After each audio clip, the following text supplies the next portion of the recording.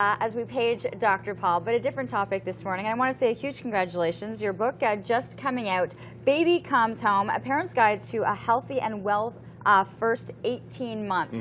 And so, you know, I'm fascinated when we talk, but this is really your entire career in the making. Is that right? It is. It's a couple of decades of a lot of the questions that I get from parents, both online and clinically when I teach pediatrics and so on. And so it started initially as baby comes home, first couple of weeks, taking care of baby.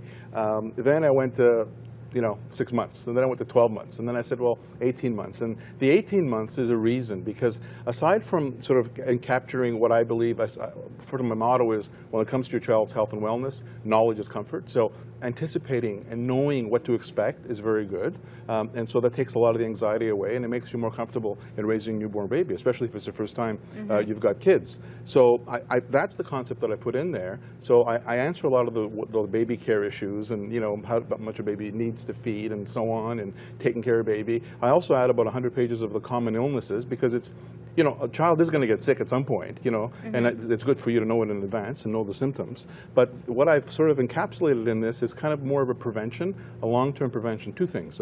One has injury prevention. I spend about 80 pages in just injury prevention, baby-proofing your home. Why? Because the most common reason for admission and death, unfortunately, in children is accidental injury.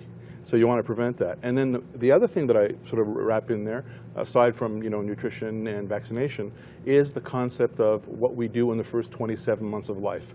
9 months prenatal and 18 months postnatal. That's the whole the difference in this book. Right. Okay. So let's go back to that, because you said there's a science behind it. Yes, there is. So what is the science behind that 18 months? The science tells us that during the first 18 months of life, and before that, but let's concentrate postnatally, the brain develops at a massive rate. You're born with the same number of cells that you are an adult, actually probably more. But what happens is the brain grows by just connections. The nerves connect, the wiring process. It's called brain sculpting. That, we now know, requires tender loving care. So tender loving care promotes that.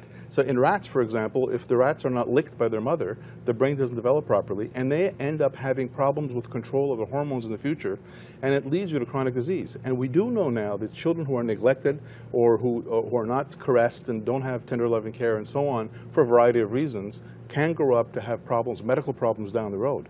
So what I'm saying is, if you concentrate, aside from all the other things that we do, hug your baby, read to your baby, stimulate your baby. Anybody who's taking care of the baby, read to the baby. As a matter of fact, reading to the baby or talking to the baby is very important, because the number of words that a baby hears by age 3 tells you how well she will do at school or not.